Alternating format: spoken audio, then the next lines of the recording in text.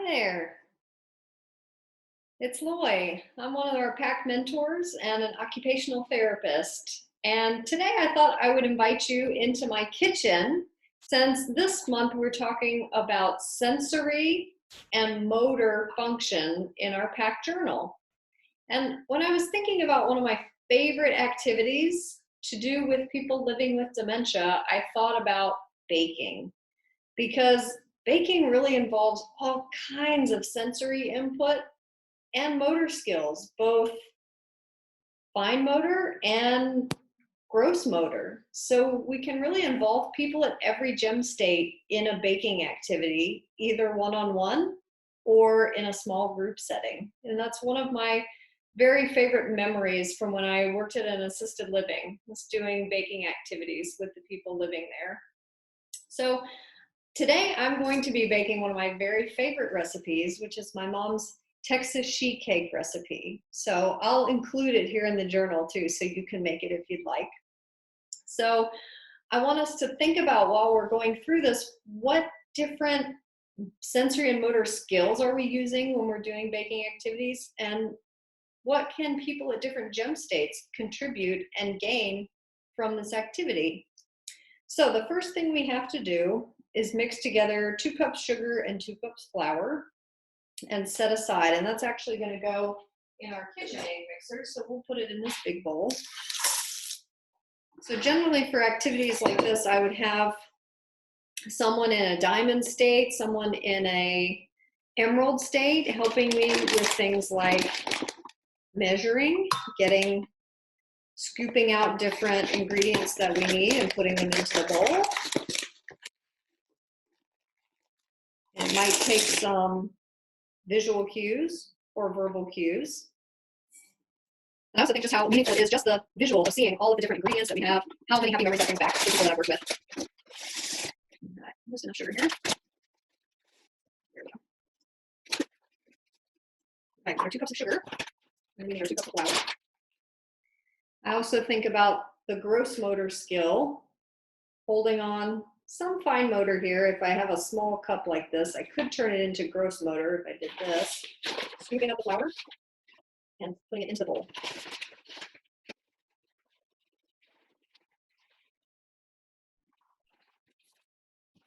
Okay, and we're supposed to mix those just a little bit. So again, a great gross motor skill for our emeralds, even our ambers. Hold on to the bowl and simply stir. A repetitive gross motor skill. Great for our ambers, maybe even our rubies, if we get the setup just right. So we have our 1 stick of butter. So a lot of fine motor skill unwrapping the butter. So probably good for our diamonds. So we've got some fine motor opening this container that our diamonds or our emeralds could help us with. Again, fine motor with this top part. These are always pretty frustrating. And then 4 tablespoons of cocoa. So fine motor of scooping and leveling off. And then some assistance with counting 1, 2, 3, 4. So when we think about our sensory input here, not only are we seeing, but we're also hearing that sound that will be familiar to a lot of people who have done a lot of cooking or have hung out in the kitchen waiting for someone else to finish cooking. And we're starting as the butter and cocoa are melting together to get a smell as well in our sensory input. Okay, we've got a nice gentle boil there. And it doesn't say we have to boil it for a certain amount of time. It just says bring to a boil. So we will pour it in here. We can really get that smell of chocolate. Okay. Another gross motor task for that pour, but we also have a little fine motor because we need to get it right in the right spot or we could spill it and potentially burn someone. So probably a good task for a diamond. All right, and here comes another familiar sound.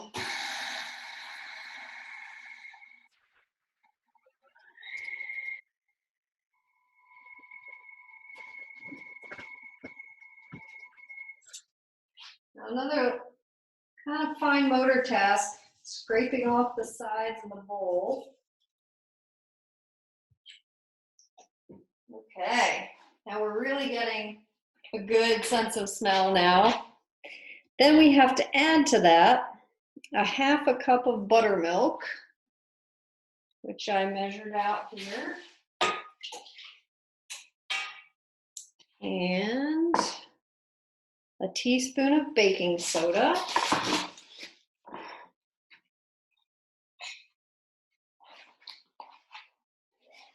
So another good fine motor task for our diamonds.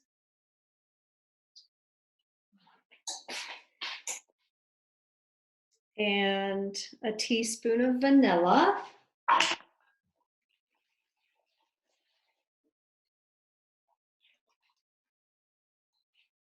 This is another great opportunity for smells. That vanilla smell will bring back a lot of memories for folks.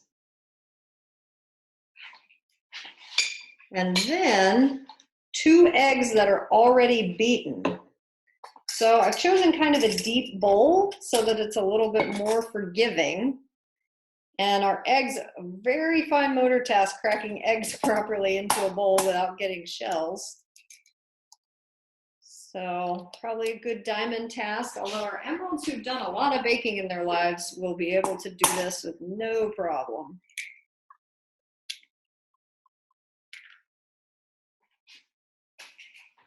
Okay, then we'll get a fork and another good repetitive activity could be for our ambers or rubies. Kind of fast though. You want to make sure the skill is matching up with where the person is.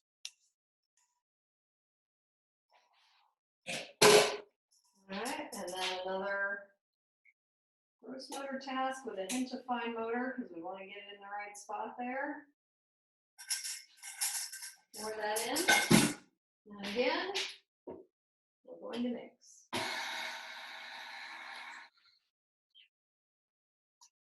Okay. And we'll use some more gross with a touch of fine motor skill. Scrape off the beater here.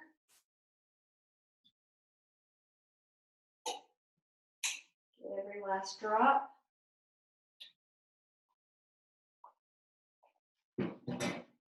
We'll double check our instructions.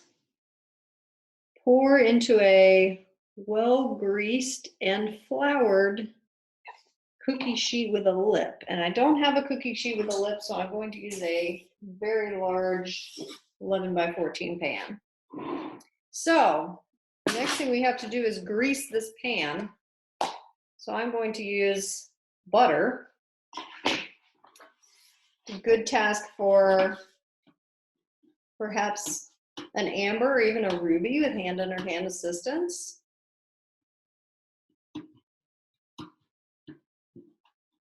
Very repetitive, gross motor task, especially if you give a large stick of butter. Sounds like our oven is ready. Nice auditory cue on the oven. And I'm gonna grease the sides.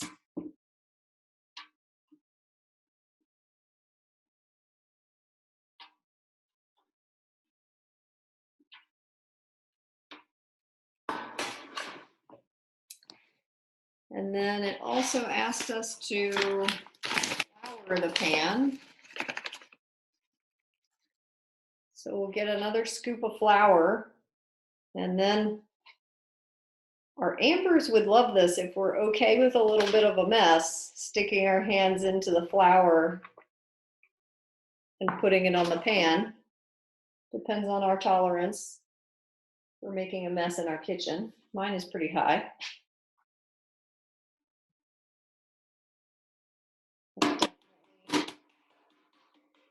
Diamonds and emeralds can help us with this part, getting the flour evenly distributed around the pan. Okay, our pan is ready. It sounds like our oven is ready too. We will pour this in. Might get a good gross motor task of holding this stable, and then have one of your diamonds or emeralds scraping the bowl for you.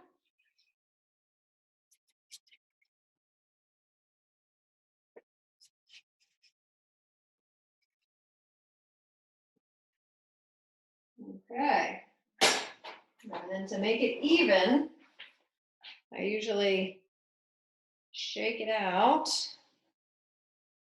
to evenly disperse the ingredients.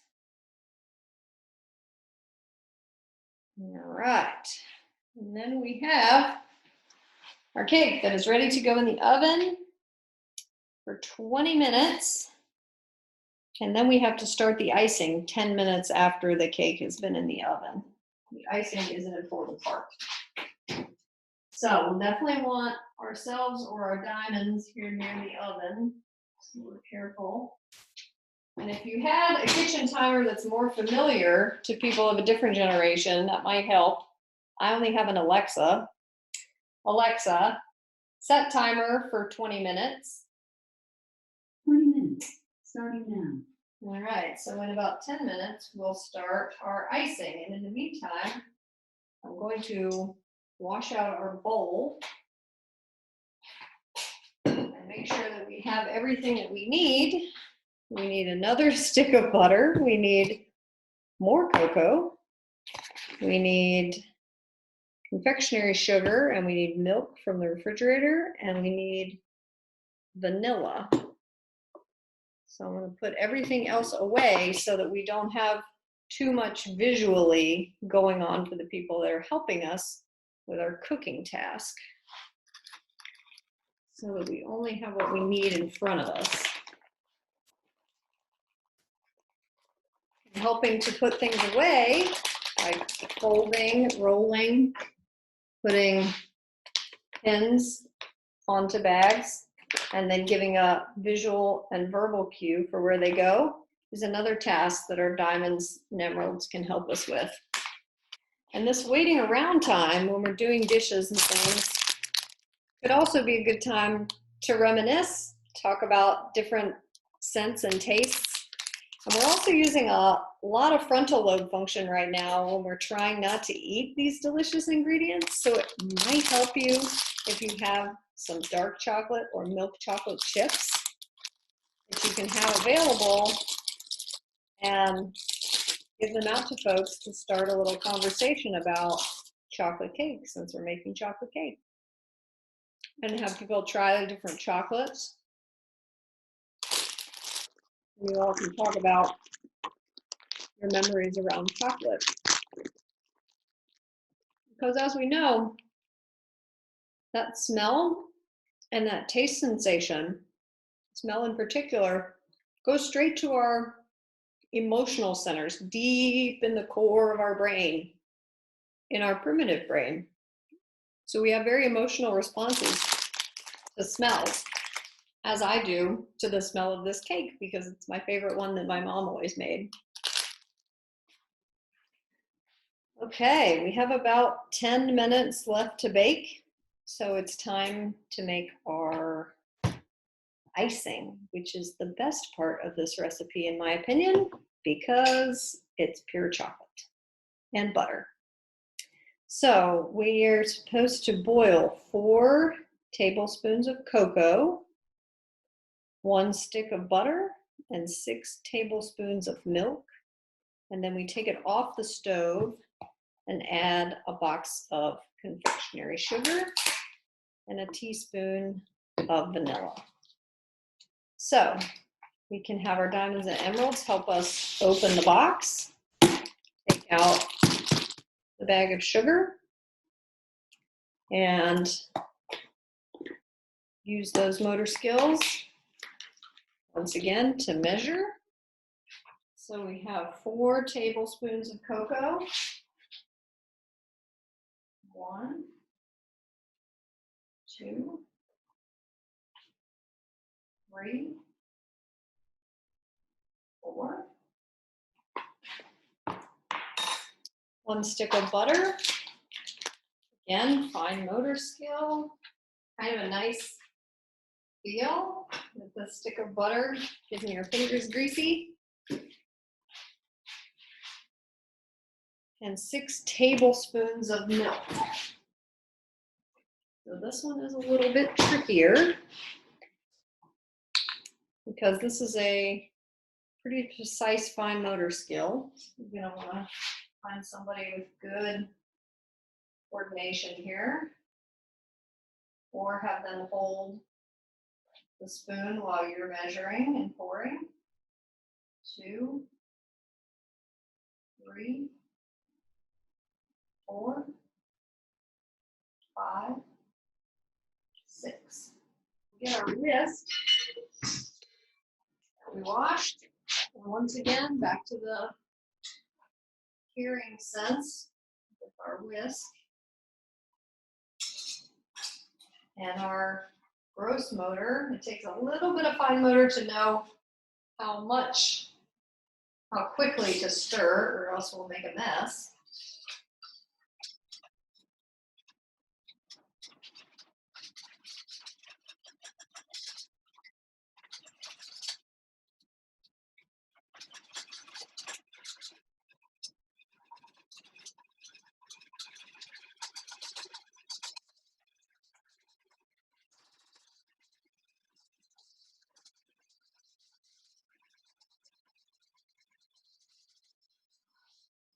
Once again, starting to smell really good. Chocolate is melting with the butter. Not quite boiling yet. Just mix it a little.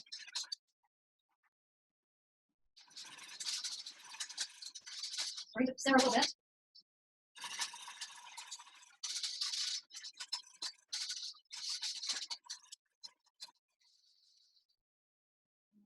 It's kind of coming to a rolling boil here.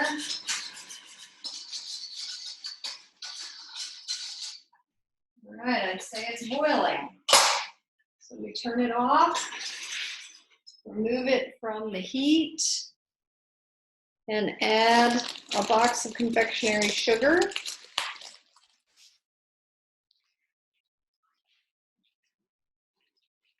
So again, kind of a fine motor skill not to make a mess here.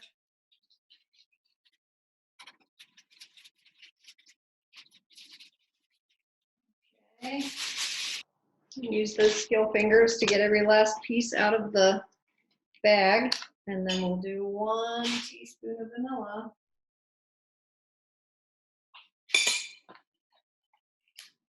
And we're going to stir